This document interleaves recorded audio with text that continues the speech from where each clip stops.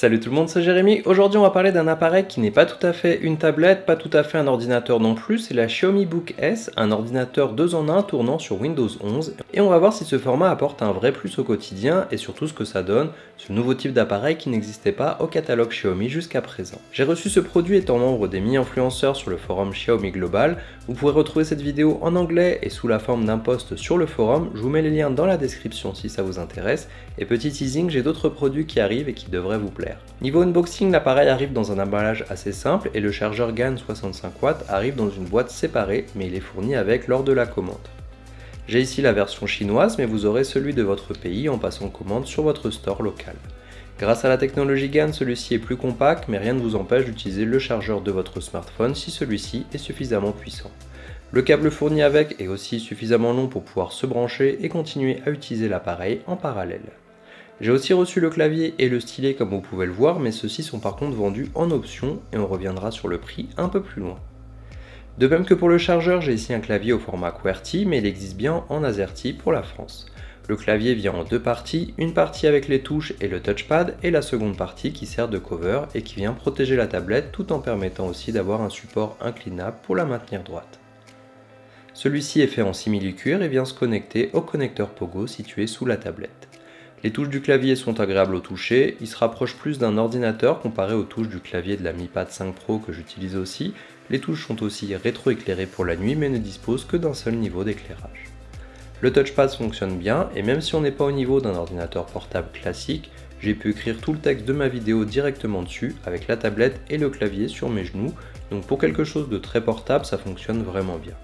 Pour le stylet, c'est le même que celui disponible pour la Xiaomi Pad 5 ou 5 Pro, donc si vous avez déjà cette tablette, ça vous évitera de le racheter. Je vous mets les liens vers les détails des différents produits en description si ça vous intéresse, mais on notera son taux d'échantillonnage de 240 Hz et ses 4096 niveaux de pression qui vous permettent du coup d'appuyer plus ou moins fort pour avoir un trait plus ou moins gros, et sinon on n'a pas une très grande latence au niveau de la tablette.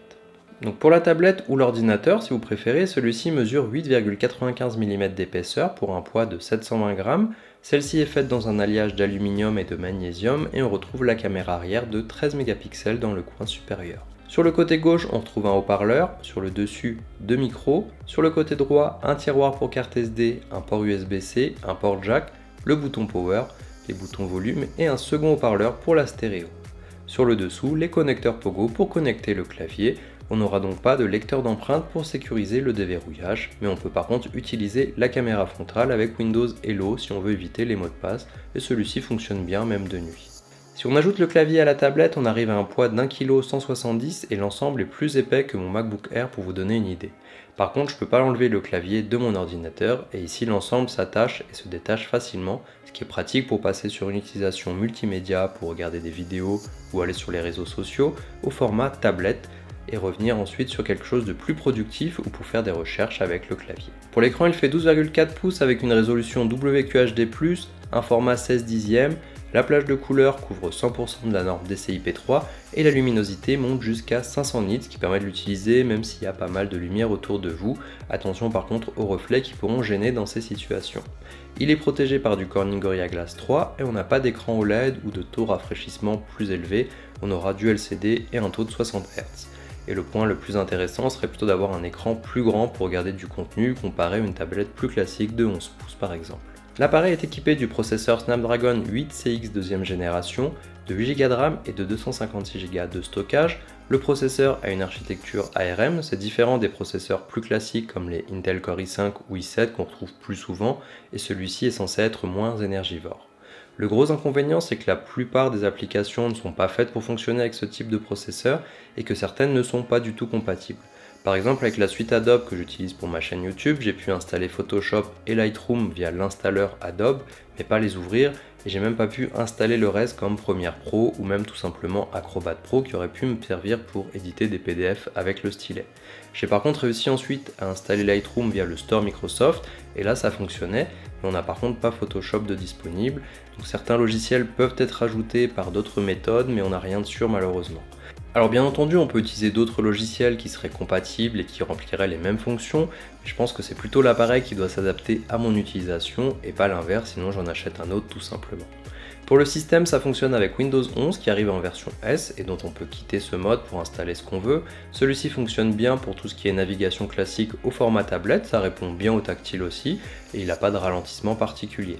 On profite du côté ordinateur quand on attache le clavier et on pourra naviguer de la même façon que sur un appareil plus classique, avoir plusieurs fenêtres et surtout on a bien une sortie vidéo pour l'utiliser sur un écran externe, ce qui n'est pas disponible sur la Xiaomi Pad 5 par exemple, et on est quand même plus aidé pour tout ce qui est productivité que sur Android, ou faire une présentation PowerPoint ou ce genre de choses qui pourraient tirer profit du côté compact à emmener partout avec soi. La tablette dispose aussi du Bluetooth 5.1 et du Wi-Fi 5, pas de Wi-Fi 6 dans ce cas-là. Alors j'ai pas mal utilisé Notion avec cette tablette, c'est un site ou une application qui permet de faire du traitement de texte, de créer des tableaux, de programmer des rappels pour faire certaines tâches. Je vous en avais déjà parlé dans une vidéo dédiée pour vous montrer comment je gère ma chaîne YouTube et ma vie de tous les jours. Et sur une tablette comme celle-ci, c'est vraiment agréable à utiliser pour le traitement de texte. J'ai pu écrire la totalité de cette vidéo directement dessus, mais aussi gérer les plans à filmer sous forme de to-do list que je pouvais ensuite cocher avec le stylet. Je vous en reparle aujourd'hui si vous cherchez un moyen d'améliorer votre productivité, surtout que c'est gratuit pour l'utilisation de base, et en plus il sponsorise cette vidéo, ce qui me permet de vous continuer à vous proposer du contenu dans de bonnes conditions.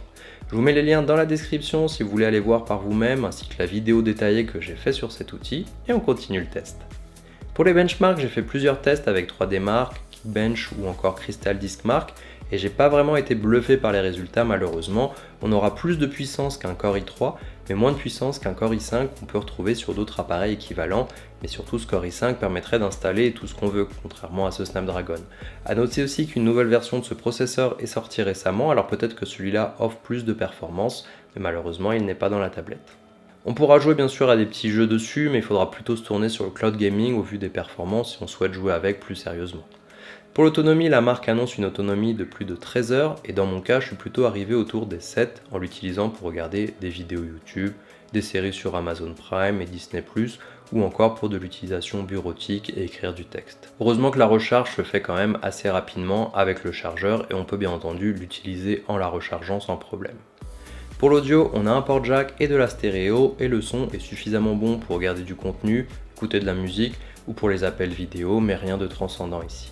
Voici ce que donne la qualité de la caméra et des micros. Donc là je suis dans une pièce avec pas mal d'écho, mais ça vous donne une idée de ce que les personnes verraient si vous voulez appeler quelqu'un avec la caméra. Donc ici on pourra filmer jusqu'en Full HD 30 fps. Je vous mets aussi une ou deux photos pour que vous puissiez voir un petit peu la qualité du capteur principal de 13 mégapixels. Donc celui-là permettra de faire quelques photos, mais rien de particulier forcément. On passe à la partie qui fait mal, le prix. La tablette coûte seule 699 €. Elle est vendue sans accessoires par défaut, si ce n'est le chargeur. Le clavier, lui, coûte 149 € à l'unité, mais si vous le prenez en même temps que la tablette, il passe à 99 €, ce qui le rend forcément plus intéressant. Pour le stylet, il est vendu à 99 €. C'est le même stylet que celui utilisé pour la Xiaomi Pad 5 pour rappel, donc si vous en avez déjà un, c'est toujours cela d'économiser. Sans réduction éventuelle, on arrive à 800 € pour avoir le minimum, à savoir la tablette plus le clavier.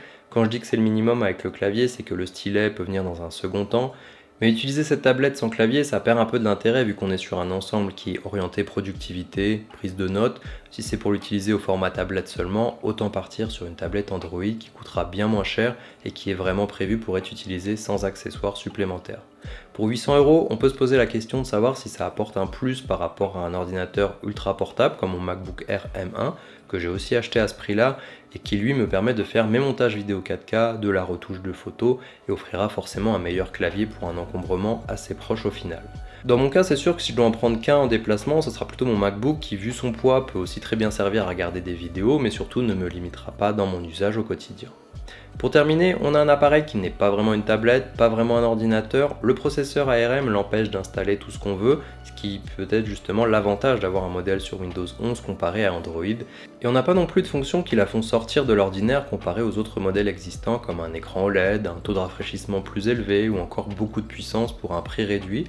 Je la trouve quand même agréable à l'usage, le fait d'avoir un écran plus grand que ma tablette habituelle, avoir Windows 11 pour le multitâche ou la prise de notes, le fait de pouvoir avoir quelque chose qui fonctionne bien pour regarder des séries, mais aussi écrire du texte dans de bonnes conditions, mais ça pourrait pas du tout remplacer mon ordinateur actuel par exemple. Si elle baisse de prix dans le futur, ça pourrait la rendre plus intéressante pour quelqu'un qui n'a pas de besoin trop poussé pour faire de la bureautique et qui n'a pas encore de tablette et d'ordinateur et qui surtout prévoit de l'utiliser vraiment dans ces deux fonctions. Elle reste quand même moins chère qu'une Surface de Microsoft par contre, qui est elle la référence dans ce domaine, mais n'offrira pas autant de fonctionnalités. Je vous remets la vidéo de la Xiaomi Pad 5 Pro que j'utilise depuis sa sortie et qui, à mon avis, conviendra à beaucoup plus de monde et qui coûte moitié moins cher. Dites-moi ce que vous pensez de ce produit en commentaire et on se voit dans la prochaine vidéo.